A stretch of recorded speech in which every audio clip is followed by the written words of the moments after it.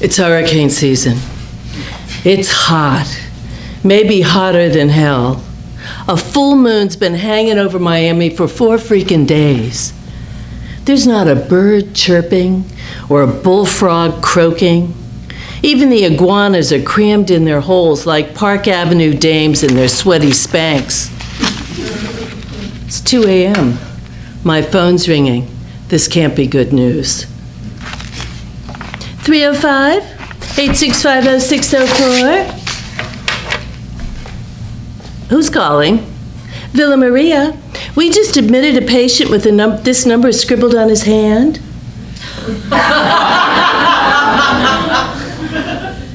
He got a name? Nope. Tongue's paralyzed. Is this a joke? Nope. There's a tattoo of an ace of spades on his forearm. Does that ring a bell? I creep back into bed. I don't know anyone with an ace of spades tattoo. He's knocking on heaven's door. You better hurry up, room 405. I take a long detour, hoping he'll be dead before I get there. The sky cracks open and the rains flood the twisting road. Long palm fronds bend with the storm and whip across my windshield, blinding me. Deep into the distance, the moonlight catches a statue of the Blessed Virgin with her outspread arms and a sign that reads, "The Villa Maria, home to the needy."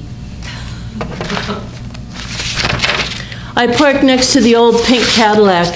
He taught me to drive as soon as my legs could reach the pedals. A poodle jumped up in the front seat with a worn-out bark. I opened the door. She ran out into the storm. A security guard with acne and a fake badge pointed towards a dark hallway. "Follow the arrows." I marched through antiseptic smells past click-clacking hospital machines and handmaiden nuns in black habits carrying rosary beads. My thumping heart is making me dizzy. I freeze in the doorway. A ghost of him lies in the bed under a picture of Jesus hanging on the cross. His suntan skin and prizefighter biceps are now pale and puppy soft. The ace of spades tattoo has shriveled to the size of a Kit Kat candy bar. A nurse named Violet sits holding his hand, reading the horse racing sheet to him. "Squeeze if skinny legs has a chance in the third."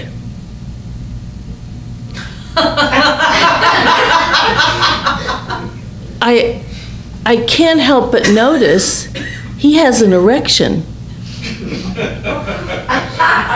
Violet shoots me a pissed-off look. "The meds do that."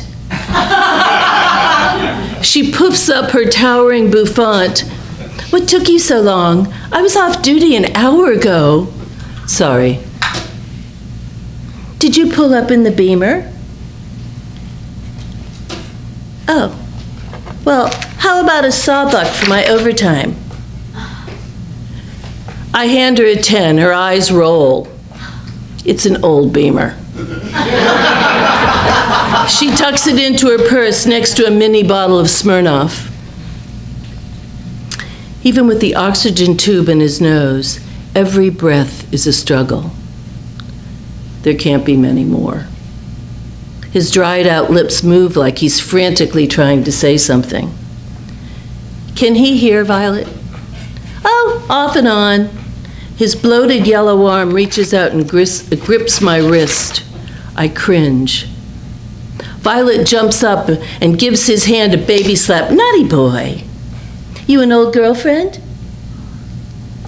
I don't answer. "Okay. If he moans, click the morphine button twice." She leans over to adjust the oxygen tube in his nose. "We're not trying to kill him. No more than 2 ticks." Her cleavage pops out in his face like a split tube of raw Pillsbury biscuit dough. His hungry mouth opens, waiting for one of his nipples to fall between his lips. She spanks his wrist. Romeo must have been a real player. Violet, I can't stay long. Oh, it won't be long. Watch Downton Abbey. It helps pass the time. No, look, I don't belong here. I'm a Buddhist. I believe in karma. Yeah? Well, I have a rescue dog and I'm a vegetarian. And it'd be really lousy karma to let that old coot die alone. We stare at each other. It's the milk of human kindness you showing up here. That's not why I'm here. Well, maybe you should ask your Buddha to help you figure this out. She closes the door. I'm alone with him. I always dreamed this would be the happiest day of my life. Emotions I never dared to think of crossed my mind. I have so much to say to him. He stole so much from me. I'm afraid if I talk, I might never be able to push everything back down again. I bite my tongue. The scent of Brill cream oozes from his hair and triggers a tsunami of memories. I fall into the bedside chair and close my eyes. I wasn't even old enough to buy a six-pack. Mom and her sister were off getting their eyes done. Your mother needs to find a new husband. I begged Mom not to leave me with him. Honey, a pervert is stealing Mummy's underwear off her clothesline. You can't stay alone. I was drifting around the pool on a pink raft, reading Mom's copy of Valley of the Dolls. The tang of garlic sizzling in olive oil slipped out between the sliding glass doors. Uncle Lucky storms out of the kitchen like an Italian Tarzan in his tiny red Speedo. Hey, birthday girl, get your tail in here and chop up the basil and the onions. Hey, Sid, odds are in our favor, trust me. He slams the phone down, winks at me and laughs. Now that's a sucker. Never lose. Never lose unless you're setting the customer up for a bigger loss, okay, honey? The countertops littered with empty cans of tomatoes and anchovies, ground veal, pork, hot Italian sausages are simmering on the back burner. Whew, I'm finished with the onions. My eyes are watering like crazy. No SpaghettiOs in this house, kid. Uncle Lucky leans against the counter and takes a swig of his beer. What birthday are we celebrating? 14. The olive oil starts smoking. He dashes up behind me and wraps his beefy arms around mine. Whoa, partner, turn down that heat. His right hand grips mine and drives the wooden spoon through the garlic and oil, slow and low like this. When it turns golden, you take it out so it doesn't get bitter, okay, Kumasabi? He's close behind me, breathing heavy. I'm not used to being caged in by a man's muscle.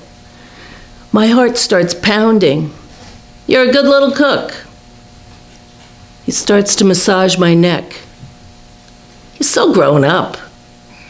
Gripping my waist, he pulls us tight together. And you're so much smarter than 14. Stop it. I scoot away. He holds on to my middle, laughs and grabs his beer. Oh, come on, don't get your panties in a twist, partner. You're a woman now. I know what goes on with broads.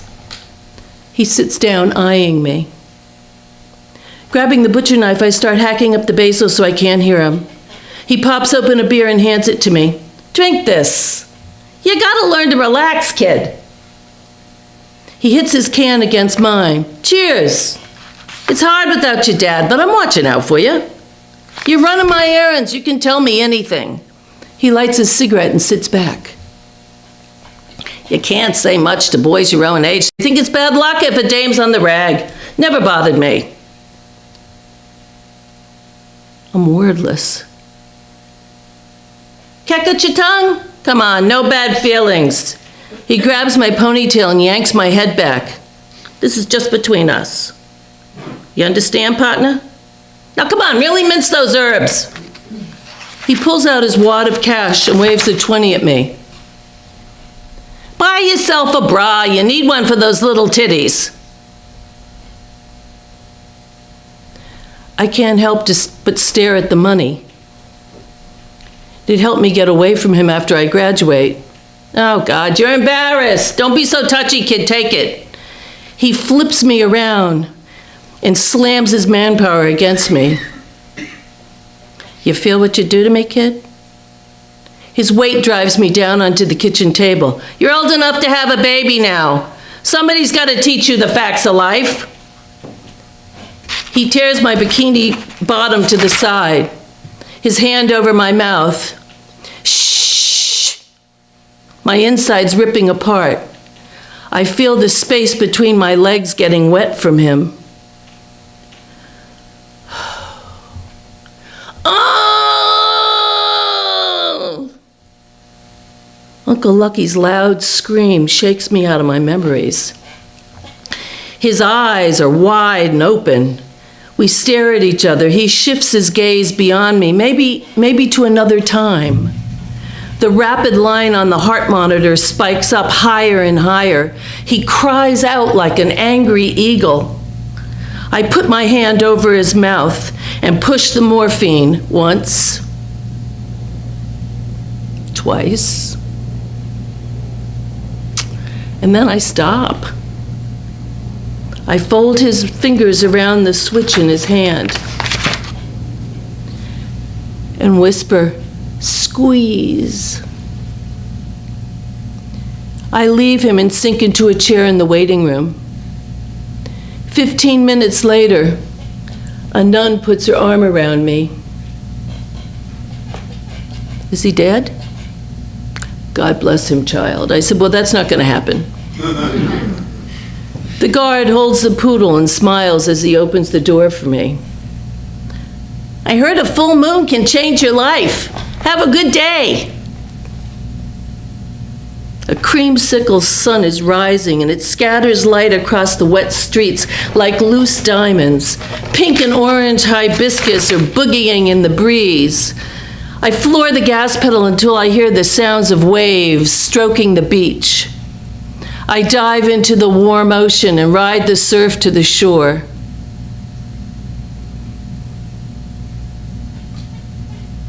I survived.